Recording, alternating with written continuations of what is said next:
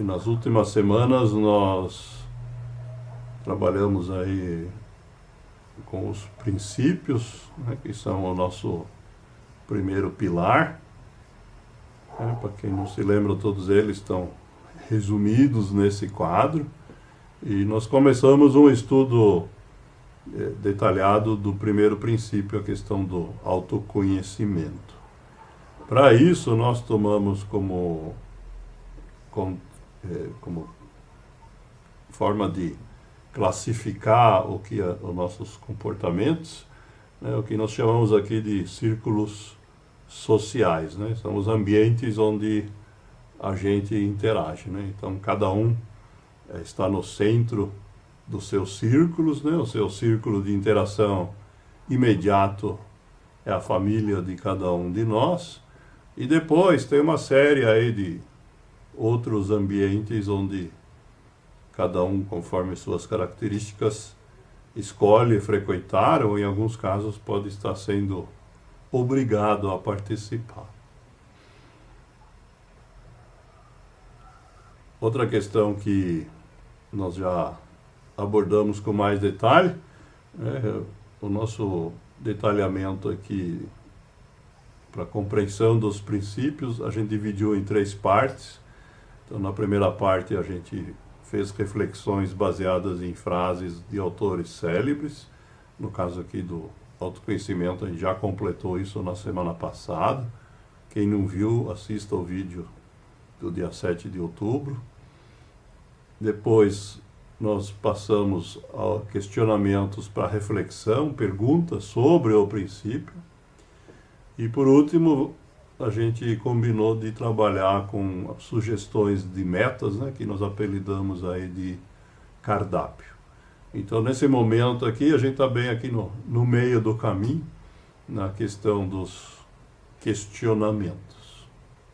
Então, essa vai ser a parte central aí da nossa conversa de hoje, de material para a gente pensar.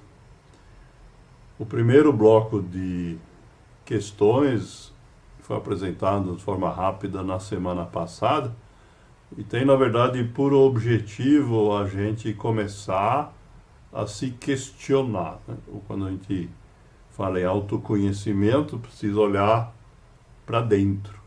E aí a gente tem que olhar para aquelas coisas que a gente gosta e as que a gente não gosta também, porque geralmente são essas que nos atrapalham. Mas essas questões aqui, na verdade, são muito mais de provocação para a gente começar a fazer esse trabalho, né? A gente tem, em função dessa questão, como primeiro passo, a questão dos autocuidados. Então, quando a gente coloca, né, como nós colocamos desde o início, a nossa preocupação integral com o ser humano, essa é uma questão para reflexão. Então, como é que cada um de nós está fazendo esse ato chamado de tomar conta de si próprio, em cada um dos 4 aspectos ou das 4 dimensões que compõem o ser humano: o físico, mental, espiritual e intelectual. Outra questão que a gente precisa se questionar e que é muito importante na formação da nossa identidade ou do nosso autorreconhecimento é a questão das origens, a questão das raízes de cada um. Então, essa é uma questão que muitas vezes as pessoas, principalmente os jovens hoje em dia, não fazem a mínima ideia, né, de onde que as famílias deles vieram, por onde passaram, no que essas pessoas acreditavam.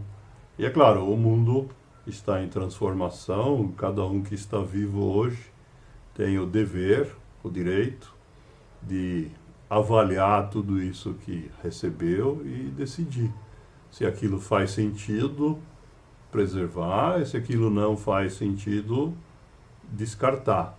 Mas é muito mais fácil fazer esse trabalho olhando para aquilo que a gente recebeu do que ficar navegando sem ter nenhuma sinalização de por onde que a gente veio, né? Porque a humanidade é um monte de gente e cada um de nós veio de um pedaço muito pequeno dela, tá certo?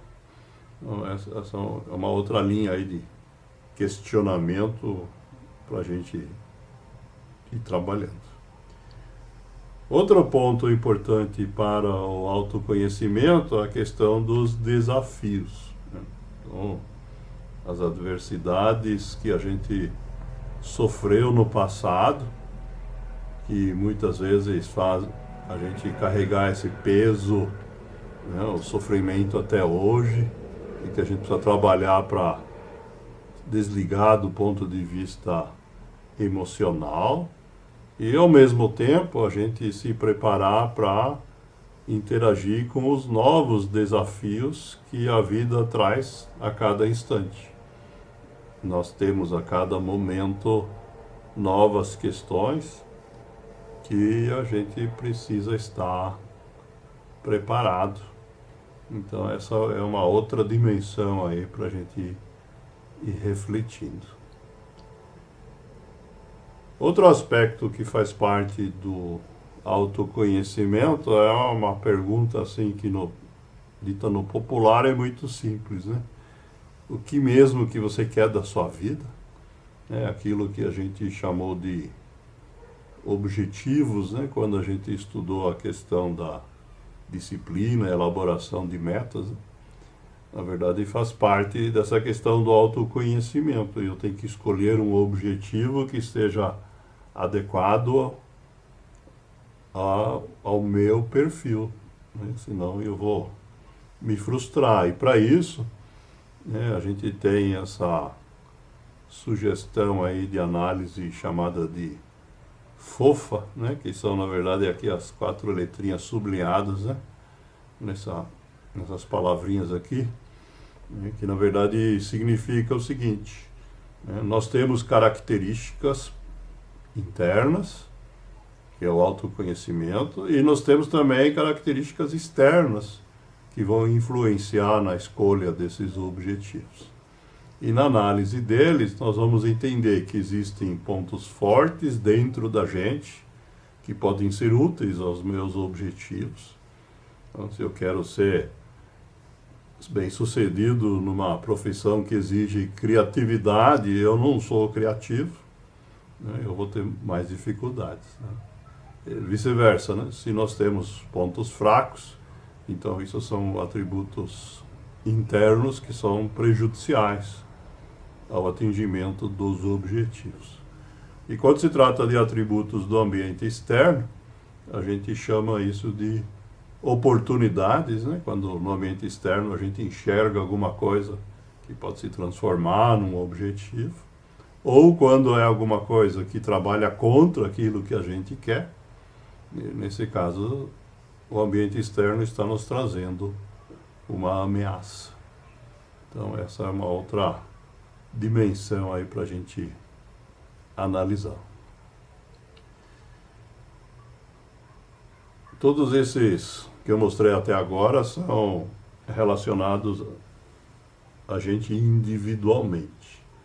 No caso da família, esse processo de autoconhecimento, ele também tem um detalhamento aí em questões que exigem, né, aquilo que nós falamos antes, do conhecimento da história da família. Quando a gente fala em princípios e valores, isso é importante, mas não é só isso. A história da família muitas vezes se repete. Em muitas famílias existem adversidades que são igualzinhas às de gerações anteriores, porque tem alguma dificuldade que não foi resolvida. A gente sabendo disso, obviamente fica mais fácil de resolver o problema do que quando a gente não sabe, né? Quando a gente tem outros casos, então a gente tem inclusive a possibilidade de analisar eles e saber o que foi feito que não deu certo, o que foi feito que deu certo, identificar os comportamentos que os nossos parentes ou ancestrais tiveram em relação a isso, e tentar usar essa experiência acumulada para a gente não repetir os mesmos erros. A outra questão que é importante, né, quando a gente enfrenta adversidades, elas têm que ser de conhecimento de todos os membros da família. É muito comum que um membro da família enfrente dificuldades e que os outros não saibam. E uma das formas de melhorar isso é justamente incentivar os outros a trabalhar no autoconhecimento deles. Outro aspecto relacionado a isso é que é muito comum quando a gente enfrenta dificuldades sérias, que algum outro membro da família acaba entrando num processo que a gente chama de negação ou de diminuição, né, da importância dos sintomas das dificuldades que está enfrentando. E, obviamente, quando acontece isso, não está se dando a importância devida à questão, e isso vai gerar dificuldades. Não importa qual seja o tipo de adversidade, né, quando ela não é reconhecida adequadamente, é óbvio que ela não pode ser tratada adequadamente. Isso leva a gente a pensar na questão da dinâmica dentro das famílias, né?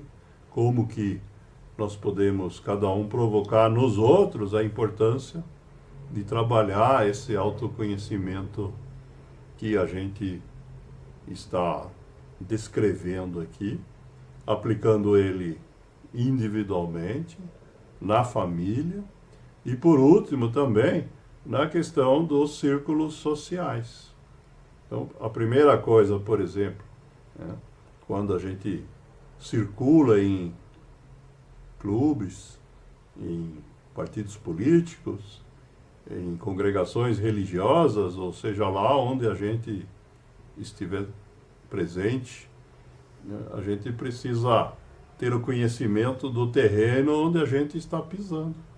Porque em relação à nossa família, ali como em qualquer outro lugar onde tenha pessoas, pode haver comportamentos que ajudam a gente e pode haver comportamentos que prejudicam a gente, ou membros da nossa família. Então a gente precisa desenvolver essa capacidade de, primeiro, saber como a gente obter de forma saudável essa classificação, ter informação sobre o que está acontecendo, né? Se a gente pensar em alguns ambientes, né, que pode dizer que são tóxicos, né, a gente vai querer evitar. Em alguns casos, participar deles pode ser inevitável. Então, nós temos que, de alguma forma, trabalhar para minimizar os riscos, né? E esse conhecimento das características, né, de cada ambiente que a gente e nossos familiares frequentam vai facilitar